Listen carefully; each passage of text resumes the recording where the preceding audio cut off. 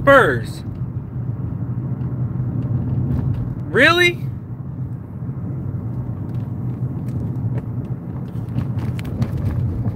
Really? Are y'all for real? The Hornets?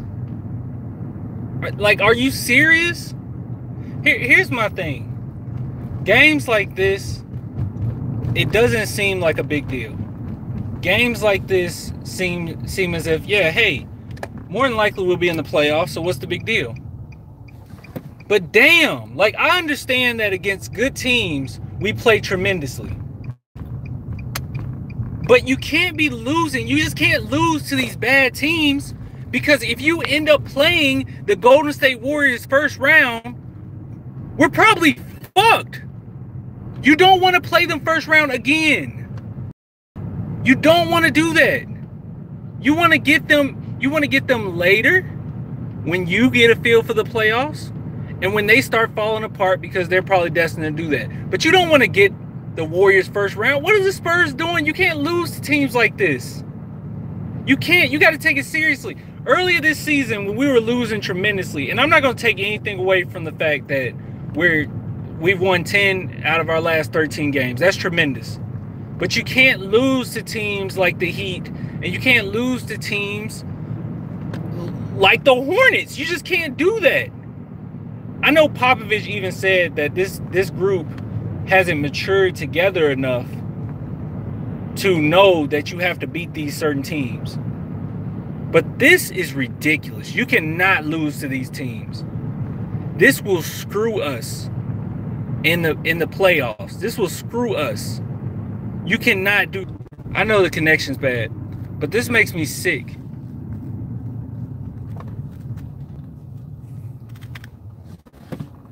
You can't do this. You can't lose to teams like Charlotte Hornets, because the first thing, what's going to happen is you're going to end up having to play one of the top seeds first round. This team, as great as we've played, this is their first year together. Therefore, this is going to be their first playoff appearance ever together. You can't do that. This is going to be Derek White's first playoff, true playoff debut. You can't do that. It blows my mind that the Spurs continuously lose to these type of teams. And it's one thing that I'm taking from what Popovich said, because Popovich said that they were not mature enough to know that you have to beat these certain teams too. Here's the thing. A lot of times Popovich hold his cards for teams that's worth it.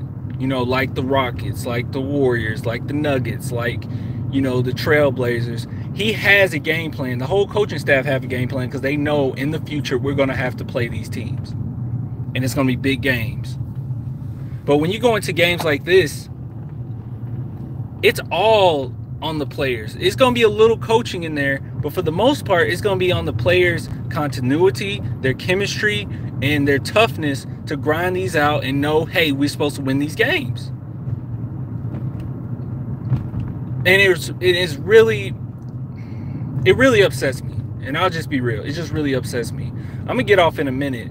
But one thing that I take from this game, because there's no positives I'm going to take from this game. Usually I take positives from a game, not this one.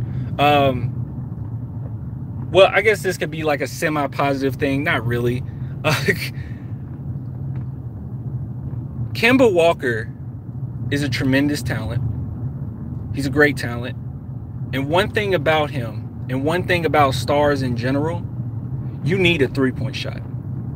We might be able to get away with it, you know, in the playoffs because we have so many shooters, and DeMar DeRozan is such a good facilitator. But honestly, if I'm just being real with you guys, as you can see, even at the end of the game, where Bryn Forbes was forced to hit a three, where, you know, Bertans is forced to hit a three, where Patty Mills is forced to hit a three. These aren't superstars, and you want your superstar to be able to shoot threes.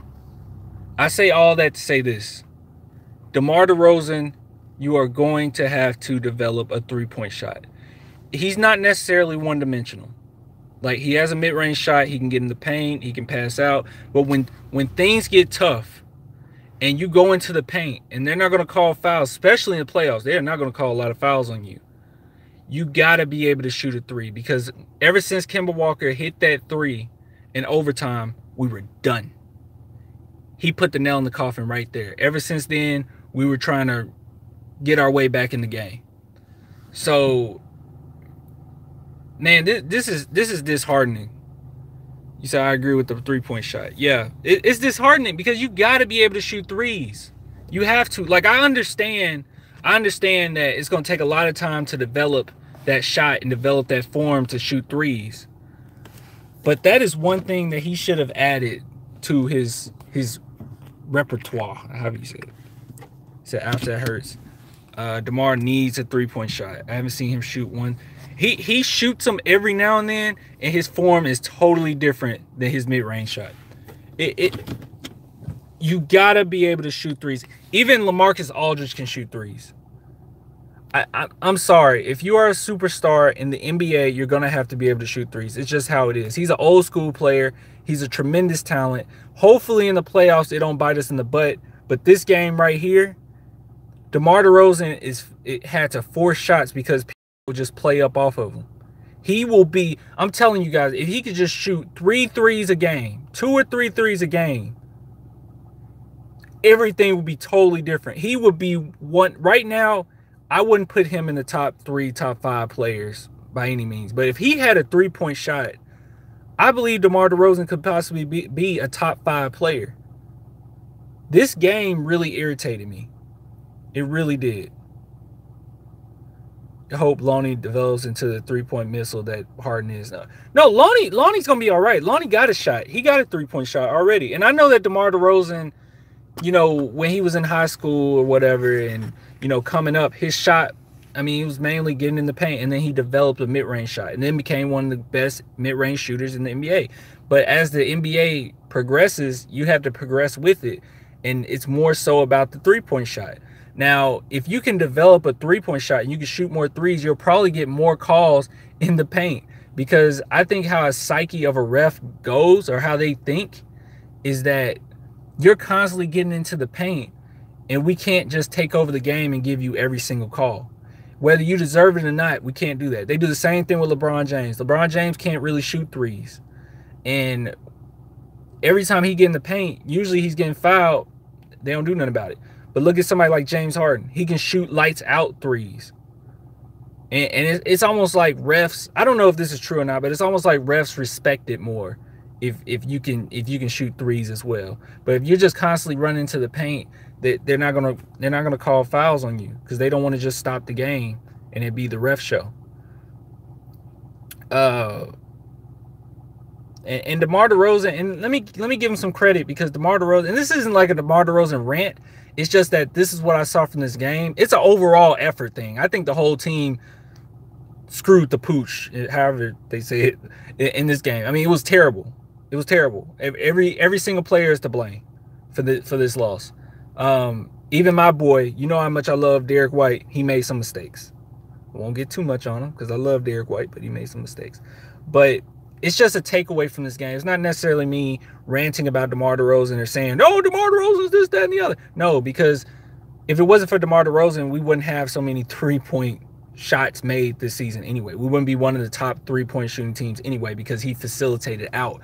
I'm just saying that when things get tough and you're going to need a shot, and you're going to need your star to shoot a shot, because 3-point shots in the fourth quarter and overtime are going to be contested. So you need a superstar with the guts, with the ability, with the athleticism to be able to get up in that air, shoot a shot in somebody's face.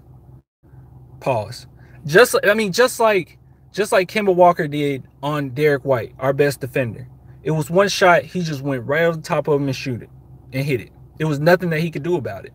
So you see, Derek White needs to make smarter passes. He's a great passer. So I can't afford. I mean, this honestly, I watched every single game this season. This is actually the one time that I thought Derek White messed up. I mean, he typically don't mess up too much in crunch time, but I know what you're saying. He got to do better than what he did tonight. But I mean, he don't mess up often in crunch time.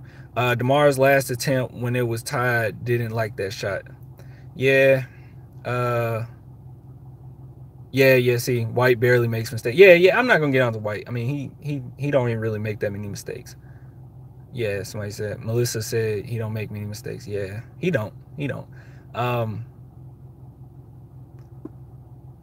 I don't trust him with the last play on the game when it's on the line. Who are you talking about? You talking about DeRozan?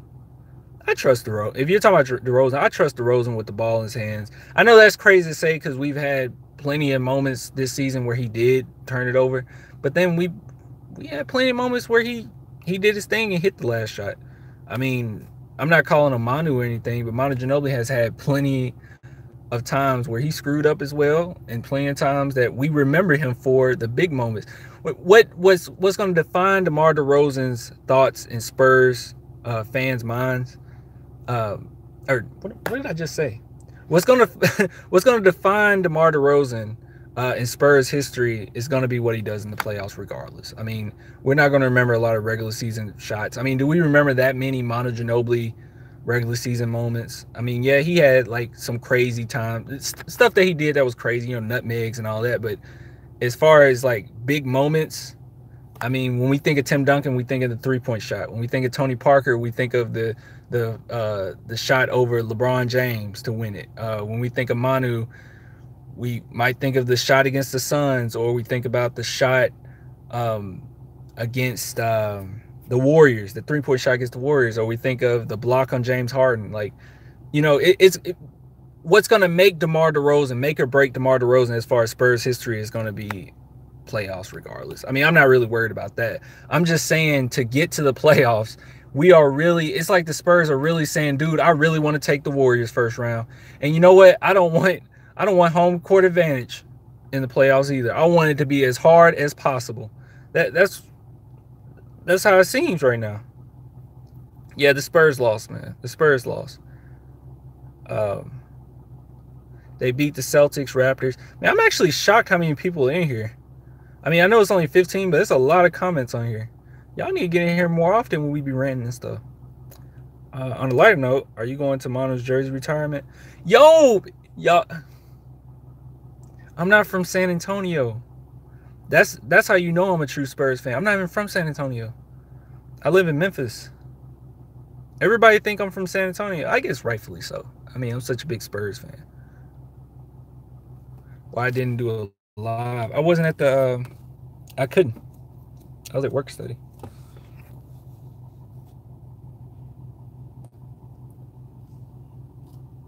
No, we won't lose.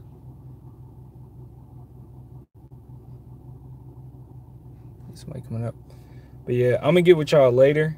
I'm about to go ahead and go. But yeah, it's a terrible loss, and hopefully